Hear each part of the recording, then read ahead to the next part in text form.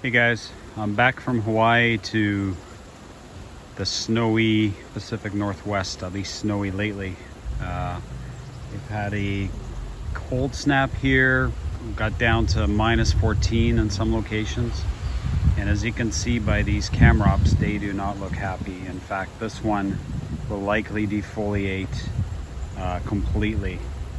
You can see it looks like crap. The Trachycarpus fared a bit better, but I foresee the camera ops humulus for many people here are gonna probably defoliate, and maybe there'll be some trunk loss as well. So that's after minus 14 degrees Celsius here in West Vancouver, British Columbia. For the most part, the Trachycarpus though look fine. So it's only going to be the more sensitive palms that will have some damage after that cold snap. Guys, just wanted to show you some more plants here that have survived or not survived the recent minus 14 Celsius freeze here in Vancouver. So the bamboos, they appear okay. This is a Trachycarpus, perfectly fine. This is a Eucalyptus. Right now it looks okay, but sometimes eucalyptus take time to show damage, so we'll see how that looks in the spring. It's another bamboo that looks okay. It's a big leaf rhodo, looks perfectly fine. I mean, they fold their leaves in the winter anyways. Over here we have a big sable. I think it's a sable minor. Looks fine. Looks perfectly fine, although it is against the house, so that may have helped. Big Yucca gloriosa, perfectly fine. A nice tall rostrata, perfectly fine. Some other types of yuccas in there, perfectly fine as well.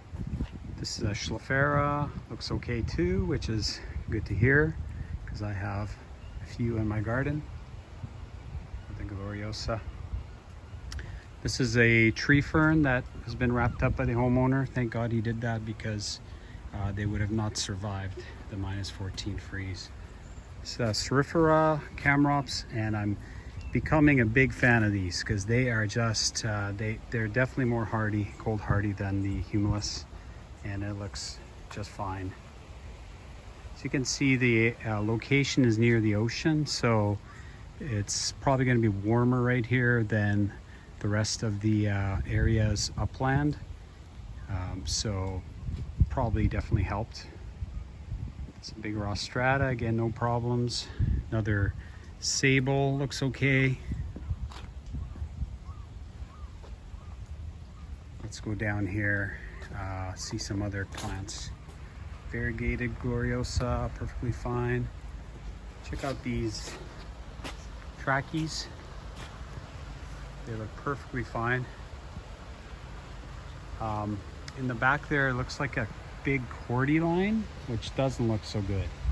So that's a cordyline australis, and that might have some damage. It might lose a head or two, or completely be lost in the spring.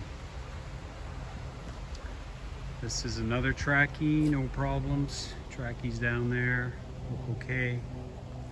Another Yucca gloriosa, no problems. That's a Camrops right there, and it doesn't look too bad. You can see some of the lower fronds look a little sad, they're bent down. That's probably from the snow weight that they bent over. Here's a cactus, believe it or not, a cactus growing here, kind of close to the house. Don't know if this guy is looking okay. Well, I guess we'll see in the spring if it recovers. Right now it's looking maybe a little sad. Here's another Camrops. This is a humulus, although it's very waxy, almost like a Cerifera. But as you can see, no damage, again, against the house, so maybe that helped. Let's take a look. Oh, you can see this cordyline right here is not looking too happy. See how the head's bent over? That's probably going to be a goner wherever it's bent like that. Maybe the lower portions of it will be okay. The cordylines definitely met their match with this freeze. It's another tree fern wrapped up. Tree ferns will be just fine. They'll come back in the spring if they're wrapped up like that. Wagnerianus looks perfectly fine. Some more yuccas. This is a needle palm, probably the most cold hardy palmate palm you can find, and it actually looks happier than when I saw it in the summer. So I'm sure it'll be perfectly fine. Let's go over here. Some more big bamboo looks good. Trackies look good. More yuccas. This is a red cordyline, which as you can see is completely fried. The reds are not as cold hardy as the greens. And then down there you can see another Camrops, and that doesn't look good either. Now way down there you can see another type of trachea. That's a Manipur. And so far we have a few Manipurs in the city, and all of them have suffered a bit more than the regular Fortunae. So it'll be interesting to see in the spring if they come back, or if they defoliate, or if we have a complete loss. Hopefully not a complete loss, because they're beautiful palms, but you know, if we can't grow them here, then we won't grow them here. Let's just go walk down the steps here quickly and we'll take a look, see if there's any other plants that we haven't covered. So this is another Camrops. Looks okay. It's kind of against a concrete wall, which may have helped. Here's another Camrops. Looks not bad. I think location with Camrops is important. If they're really exposed, they're going to be susceptible to freezing.